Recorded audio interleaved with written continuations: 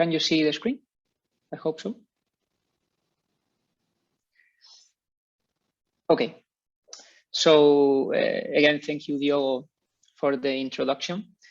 I'm Jorge Gallego, a researcher from Odin Solutions. We are part of the 5GAS project, and I want to present a NetApp case study, the virtual onboard unit provisioning NetApp for the automotive vertical. So we can show an example of a real NetApp we are working with in the project. Well, I'm going to talk about, first, I will present the application itself in the context of 5G, and then I will move on to present the NetApp itself and how we can design, develop, onboard, and test this NetApp, obviously in 5GAS. So to have an initial starting point, an initial context, we are in the automotive vertical in vehicular scenarios, and we have onboard units that are called also OBUs. These OBUs are located in the vehicles and gather data of the different sensor of the vehicle and can be sent to different services or application. So we come from OBUs that are used to a specific purpose, for example, road tolling or platooning, etc. But we are moving on to generic networking nodes or devices that will mainly act in part as mobile routers. So in this way, what advantages of 5G can we use to enhance the functioning of these onboard units? For example, the virtualization, the network orchestration, and the multi-access edge computing. So in this way, in this path towards 5G, we can conceive the next generation of vehicular applications that will be mainly focused on continuous data gathering and processing. So this serves as a context for this application, this virtual OBU provisioning. The main goal is to virtualize the physical OBUs into VNFs. In this way, this virtual OBU can become the new source of info of this preprocessed information that is gathered directly from the physical OBU. Then our virtual OBUs are instantiated in the MEC. So it is transparent to the users, the clients, the application and services will think that they are talking with the physical OBU, but our virtual OBU, it's, let's say, in the middle of this communication, and we can benefit, for example, from computational offloading, in which the heavy computational tasks are performed in the MEC in a, let's say, more powerful devices than the physical OBU that can be embedded in the vehicle. We can have data caching in order to reduce the communications between the OBU and the virtual OBU. And in this way, we obtain some radio resources saving, because the number of petitions and the communication between the OBU and the infrastructure, etc., is heavily reduced. So the architecture of the application or service is also very simple, as you can see in the figure. We have, as a physical entity, we have the physical OBU, the onboard unit that is located in the vehicle themselves. And then we have the virtual part, in which we have, let's say, 3 components. The application has 3 components: the virtual OBU, the virtual OBU manager, that it is in charge of orchestrating these virtual OBUs, instantiate them, and in general, manage them. And finally, the data analytics, the data analytic component or data aggregator that serves, let's say, as an entry point to the information that is gathered by the virtual OBUs from the physical OBUs. Here you can see, I'm not going to go too much in detail about the operation of the application, but as you can see, we have on the left, we have the the instantiation and of the virtual OBU. It is requested by the OBU, and the OBU manager is in charge together with the orchestration with OSM, for example, to instantiate it in the MEC. And once instantiated, the data gathering from the virtual OBU can start.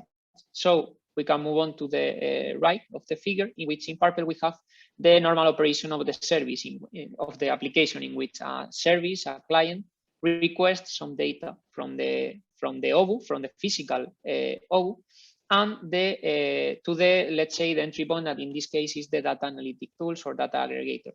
If the data is present there with the freshness we need, etc., it can be directly replied to the client. If that's not the case, this request will be forwarded to the virtual OBU that will mostly have an answer to that request. So it can go back directly to the application. In the worst case scenario, this virtual OBU will have to contact the physical OBU and process the information and forward it to the requester.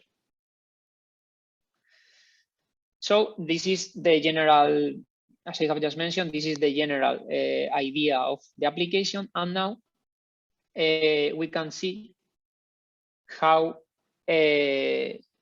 we can convert it into a virtual, the virtual OBU NetApp in the context of the 5GAS project. So in first place, how we move on from the application to the NetApp, the 5G application.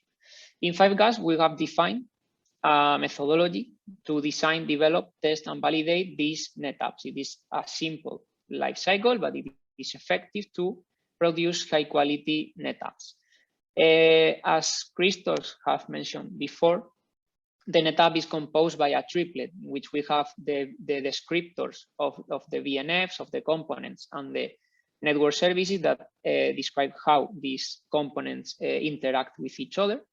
Then we have the network slice descriptor, the network slice in which the NetApp will be instantiated, in which it will operate. And finally, the testing descriptor. This testing descriptor will define the testing procedures and etc. that the NetApp will have to pass to be, let's say, approved to operate in the 5G system, to have the certain that we can use it in the 5G infrastructure. In this way, in each cycle of the development, we will have, of the life cycle, we will have a testing and validation of the NetApp. So now coming back to the virtual OBU, we have in first place the design phase. And we start with an architecture analysis. Here we have a similar diagram of the virtual OBU, but let's say more focus on the 5G infrastructure. If you can see in the left, we have the UI, that in this case is the physical OBU, and the application. This is not part of the virtual OBU, but it is the application that is running in the car to obtain the data from the sensor, etc. In the middle, we have the virtual OBUs themselves. As you can see, they are located in the MEC. And on the right, you can see, let's say, it can be the core, the cloud, depending on the scenario and the use case. We have the virtual OBU manager and the data aggregator, the data analytics, etc. And we also can see here that this square that represent, let's say, the clients or the services that are requesting data from the physical OBU. So now that we have in mind all this information about our application, we can start the design phase of the NetApp. We know that we have 3 different components, so we can have 3 different VNFs, one for the virtual OBU, one for the data aggregator, and another one for the OBU manager. These 3 VNFs can be bundled in 1 or 3 network services, depending on what we want or depending on the stage of the development. I will show later a couple of slides showing more details about this. Without dependencies, what do we mean with dependencies? If we have dependencies or on other NetApps, in this case, the virtual OBU, let's say, it operates standalone mode, so it doesn't require another NetApp. The packaging, this NetApp will be used as virtual machine. Each component, it is a virtual machine and it's ready to use in OSM. We will need connectivity to the internet. And here we have, for example, the hardware resources that we plan to have for these VNFs: 2 cores, 1 GB of RAM, and 10 GB of disk. Finally, for example, here we have an initial requirement for our NetApp, that is that we need a placement latency of requirement of 500 milliseconds. That we will later see how we are testing that this requirement is accomplished. So coming back to our architecture, as we have mentioned, we have 3 VNFs easily identifiable with the 3 components we have mentioned. Each one corresponds to 1 VNF. And then moving on to the network services, we can have, as for example, now we have a single network service that comprehends the whole NetApp as an initial stage of the design and development, let's say. But we can also consider for future works 3 different network services.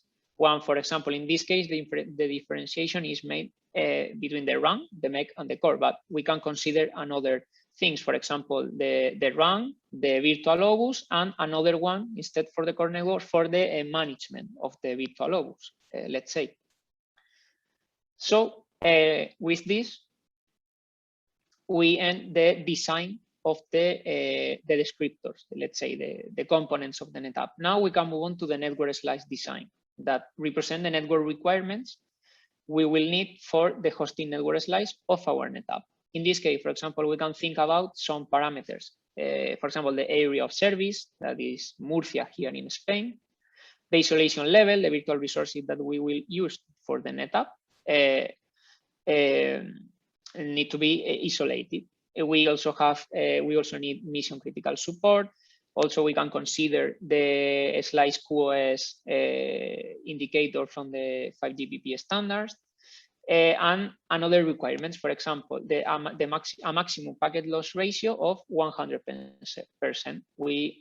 In the packets that are gathered from the physical OBU, we can only miss 1% of them.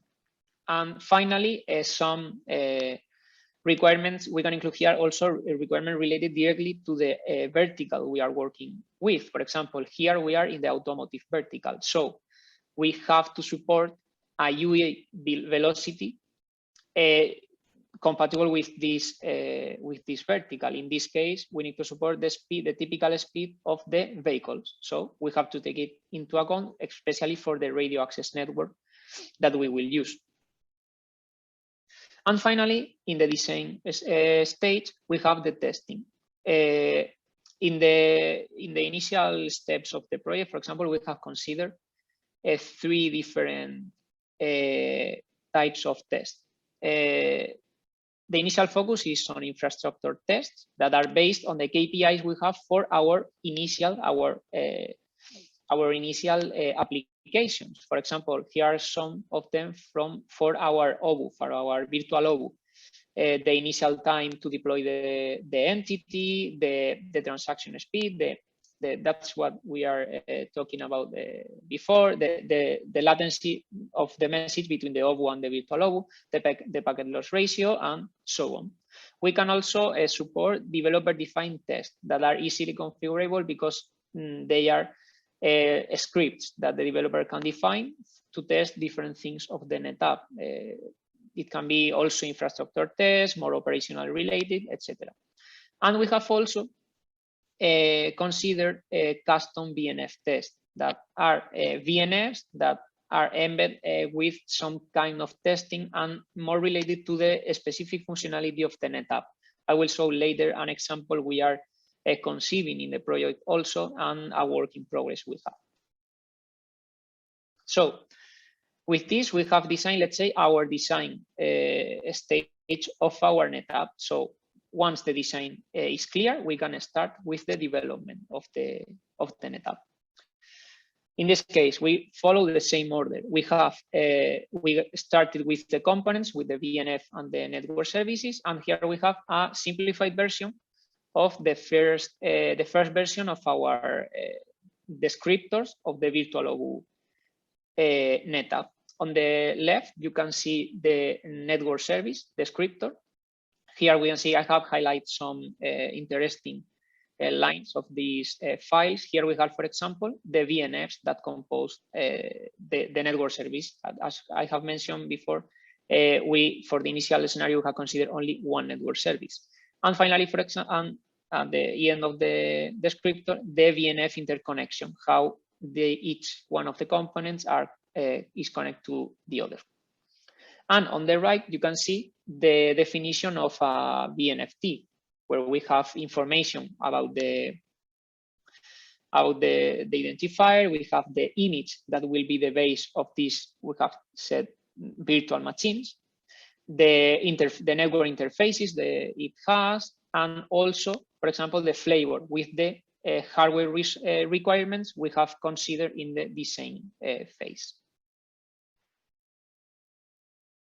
Now, moving on to the network slice, we have the design, let's say the brainstorming of the requirements, and now we can map them to the GSMA general network slice template. That is a nest. We fill a nest with the area of service that we have said is Spain, Murcia, the isolation level we require for the virtual resources, the mission critical support with the identifiers, the 3GPP5Q quality of service parameter, the maximum packet loss ratio, and finally, let's say, vertical specific requirement, that is the speed of the vehicle. We have to support the speeds that the vehicle used. And we end with the development of the tests. For example, here we have an example also for the following the same ideas we have seen in the design. In the left, you can see the initial version of a test descriptor. This descriptor describes how the testing of the NetApp should be done, and what are the results we expect, if it passes, if it doesn't pass, etc. So here, for example, we have some metadata related to the NetApp, and in this case, for example, we have an example of how can we reference this virtual network function that can be used to test our NetApp, and also the test cases. Each one of the test cases we are going to perform against the NetApp to test it. For example, infrastructure test, developer defined related to the infrastructure test, and so on, and other cases. And for example, on the right, I have you can see here an example of the transmission speed test. I think I have not mentioned it, but we are using in this case Jenkins to handle the pipeline, the test pipelines, and the robot framework. So in the robot framework, we define the type of test, the test we are going to use. We define the conditions to pass or not pass the test. And finally, we define a script that is the test itself. In this case, for example, you can see that this is a very simple example in which we make a ping and we gather the average transmission time, the latency, let's say, and we check if it conforms with our requirements for the NetApp. Then this result can be processed and evaluate if the NetApp have passed the test or not. Regarding this last test I have mentioned, for example, to think about an example of a custom VNF test, if you remember, I have presented the architecture of the NetApp, the general architecture in the 5G context, and here I mentioned we have any entity interested on vehicle info. So why can't we create a cloud service VNF that acts as a as an entity interested on vehicle info. So this VNF can make data requests to the OBU and act as a virtual OBU client in a transparent way, obviously, but we can measure some statistics or make tests, etc. So for example, we can test if the answers we are getting are correct, if it respond correctly to a series of petition, multiple petition at the same time, etc. So the point of view of the NetApp, or talking about this VNF, for the NetApp, it would be a client making requests. And from the point of view of the VNF, the NetApp will be a black box in some sense. And for this VNF, it will be talking directly with the physical OBU. So in this way, we can achieve more complex and custom tests oriented directly to the functional of the NetApp. So we have finished, let's say, our development, and now it's time to onboard the NetApp. In this case, as you know, we are in the first stages of the project. So here an example of the onboarding in our local here in Murcia, in the Murcia testbed, our OSM and OpenStack deployments. Here we have the onboarding of this NetApp. Here we can see on the left the instantiation in OSM and the deployment in OpenStack with the different configuration we have defined in our development phase, the image that the virtual machine will use, the flavor, the hardware resources, and the networks. So once on board and deployed, we can move on to the testing. And here I have put some images of what we conceive as the testing for these NetApps. This is only for the transmission speed test I have shown before. For example, in the top left, you can see an image in which we see how the values of the test descriptor are mapped into the test pipelines. So the parameter for the test, the IPs, the username for the VMS, etc. And here on the bottom, you can see two images. The left one is the results, specific results of the test we have performed. As I mentioned before, it consists in a simple ping. So we can see here the ping and the results we have obtained using robot framework. And also on the right, you can see how we can show the results of this testing. This is, as I have mentioned, this is a simple test, but we can also provide general statistics and information about a series of batches of tests. And okay, that's all from my part. I don't know if we have time for some question or. Thank you, Jorge. Yes, we do have time for some questions. But first off, I would like to put in a question from Costas Trikias from Wings. He had a question for the previous presentation from Christos. Costas puts the question, will external experimenters be able to access all NetApps developed within 5GASP? And what other components will the experimenters have access? Example, in devices, sensor data streams, evaluation tools, etc. Hello, can you hear me? Hello? Yes, so, okay, regarding the NetApps, some of the NetApps are based on proprietary software. So this is something that we need to examine, depending on the license that the NetApps will have. Other NetApps will be offered as open source. So this NetApp, of course, they will be available to be used by others, okay? But yes, this is, of course, depends on the licensing that the NetApp developers will choose. But of course, in the NetApp marketplace, we tend to make public all these details, even the, the licensing scheme, the archive. So these things could be potentially reused in other similar platforms. Now, the platform as a general, I think it could be used by other NetApp developers external to the 5GAS project. This is, of course, our goal. That would be great. That's why I think this is one of the aims of these webinars. And of course, as a project, we started already collaborating with other projects, especially from ICT 41, to all of us to have not only the understanding of NetApps, but also maybe common repositories of NetApps. So this would be, I think, great for all of us. Now, for other components, of course, this depends on the facility that you are interested. We have many facilities in 5GASP. One can contact the facilities of 5GASP, and I think parts of our resources could be available for others. I don't know, Diogo, if you would like to add something on top of that. No, I think that you accurately answered the question. So we are keen to have new NetApps into our testbeds.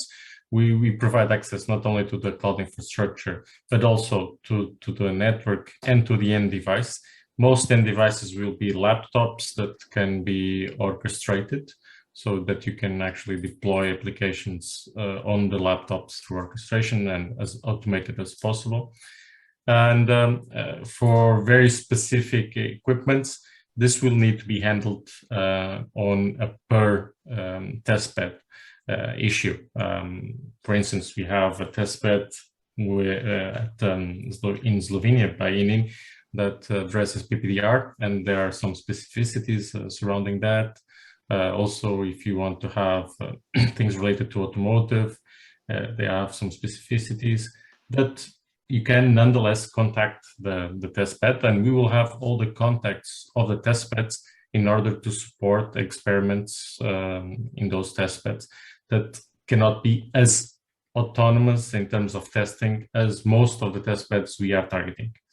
So we target NetApps that can be deployed automatically. If you are requiring some special hardware, probably that will not be available unless it's just the end device, which is a laptop, and then it's feasible to automate. You can put in new questions through the chat, or you can ask for your voice, and we will enable your microphone so you can pose your questions. I will have a question for Jorge. So Jorge, you just described how your NetApp was built. Can you provide to the audience an estimation how much effort has gone into not developing the NetApp per se, but developing all the descriptors and adapting it so that it can run on our testbed? Yeah, thank you for the question. Well, I think that this has been a work maybe for more than a year, in the sense that we have to make this initial analysis of all the requirements of and characteristics of the NetApp, and then we have to move on to the I think the most tricky part is the descriptors themselves, the VNFTs and the NSTs, in which you have to pay close attention, and then also the mapping between this descriptor and which and what you are instantiating and the form it is instantiated, and the preparation of the testbed also. Okay, but with all this knowledge that you just shared, I think that we can accomplish less than 1 year to prepare an existing VNF. Okay, of course. Yeah, following the guidelines we have prepared, also the methodology we prepared also in the project that is already, I think, published. Following these guidelines, I think that the effort is less effort, of course, and it can be easily achievable in maybe, I don't know if is a concrete months, or let's say a couple, 3-4 months, but I think it's achievable. We following the examples and everything else. Okay, thank you. Said Zafar is putting in a question. He asks, in the architecture, are there various protocols, example TCP, to prevent loss of data? Chris, would you like to answer that?